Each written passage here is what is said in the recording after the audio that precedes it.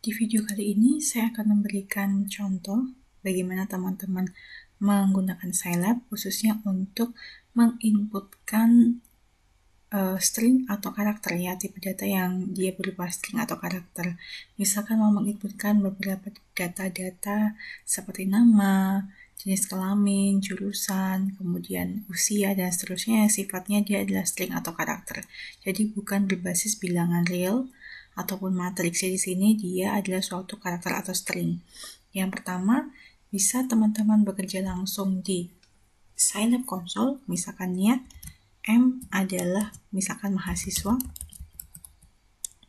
Nah, ketika saya enter, nanti dia tersimpan bahwa variabel M itu adalah mahasiswa. Kemudian misalkan D itu adalah dosen. Ya, jangan lupa diapit dengan tanda double petik ini ya. Nah, kalau kita mau menggabungkan dua kata atau dua karakter ini, mahasiswa dan dosen, bisa menggunakan perintahnya adalah dengan tanda plus. Nah, mahasiswa, dosen, seperti itu. Ini boleh seperti ini. Atau misalkan kita mau menggunakan, kalau menggunakan konsol kan satu instruksi langsung di enter jalankan. Jadi misalkan terkadang ada lupa, misalkan teman-teman nih menginputkan, nah dia salah tanda, ya katakan tanda petik. Ketika ada satu instruksi yang keliru, kemudian kita enter, maka Scilab ini akan memberikan warning berupa error. Jadi di sini ada salah satu string heterogeneous yang terdetek seperti itu. Jadi dimana dia starting with tanda petik 2 yang diakhiri dengan petik 1. Itu berarti ada apanya warningnya ya. Kalau di konsol satu instruksi kemudian dijalankan, maka kita harus mengetik ulang atau menggunakan tanda scroll up ya di laptop masing-masing, yang tanda ke atas itu ya.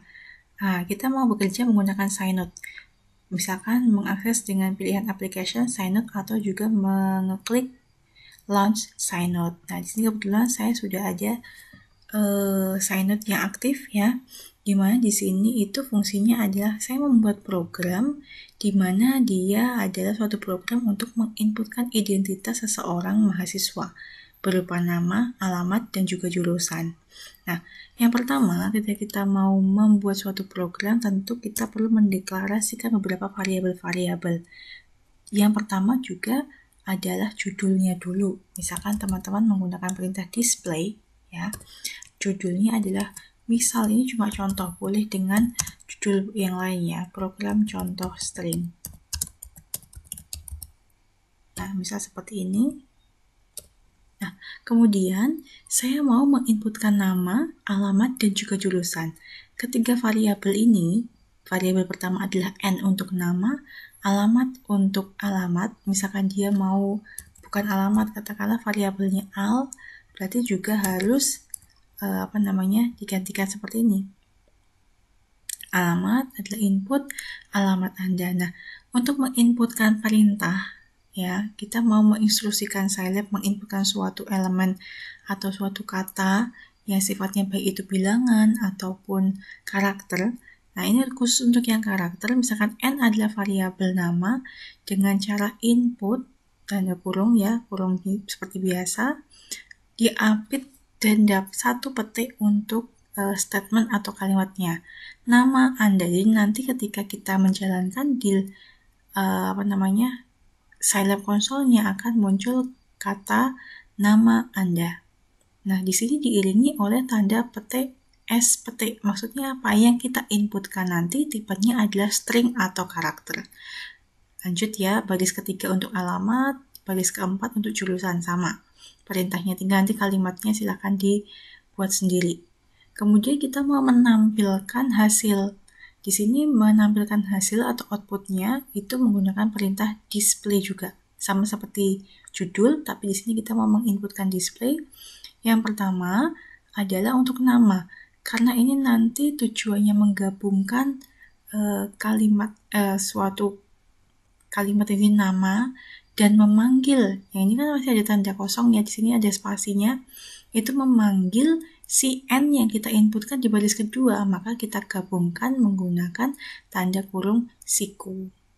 Ya, display, kemudian nama, koma, panggil variabelnya apa. Variabelnya ini kan N, maka panggillah N. Baris ke-6 juga sama untuk alamat, dan baris ketiga untuk display dan untuk jurusan. Jangan lupa save dulu, silahkan di-save di direktori mana yang teman-teman tuju, boleh di dokumen, boleh di D, ya. Kemudian setelah di-save, kita jalankan execute. Di sini ada pilihan execute saja, nanti ada perintah untuk menyimpan, save. Kalau di sini dia sudah otomatis save dan execute.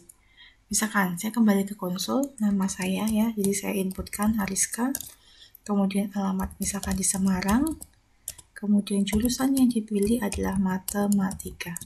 Nah, otomatis outputnya di sini tertampil nama Ariska, alamat Semarang, jurusan matematika.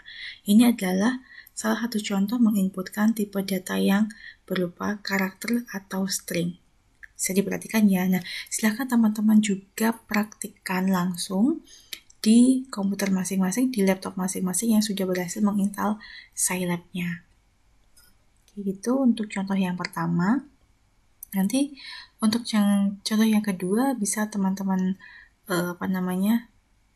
ikuti dari video yang berikutnya.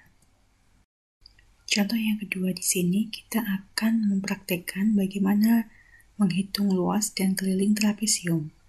Pada program Scilab, teman-teman bisa membuka, menambahkan sinus yang baru ya, dengan cara adalah visa file new, atau kita pilih ini ya, menu untuk membuka sinus lembar yang baru.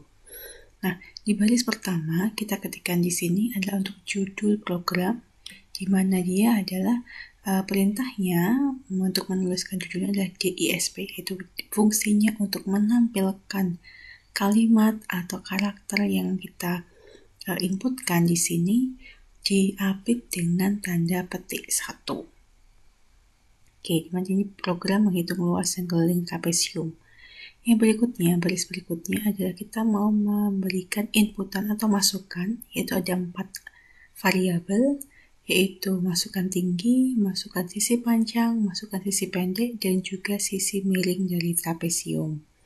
Nah, untuk variabelnya bebas, boleh sembarang ya, boleh A, B, C, D, dan seterusnya. Itu tergantung dari teman-teman pengguna atau pemrogramnya.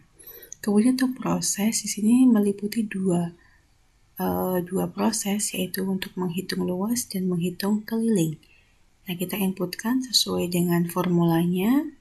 Nah, yang di sini yang baris ke-10 adalah untuk menampilkan hasil, di mana kita bisa menggunakan perintahnya boleh di ISP ya, atau juga menggunakan perintah yang diperhatikan mtlb _f_printf, yaitu fungsinya adalah untuk menampilkan output ya.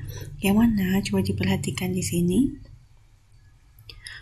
Nanti kalimat atau kesimpulan yang akan ditampilkan outputnya adalah berupa kalimat yang berisikan luas dan keliling trapesium dengan tinggi. Nah, di sini muncul ada persenti.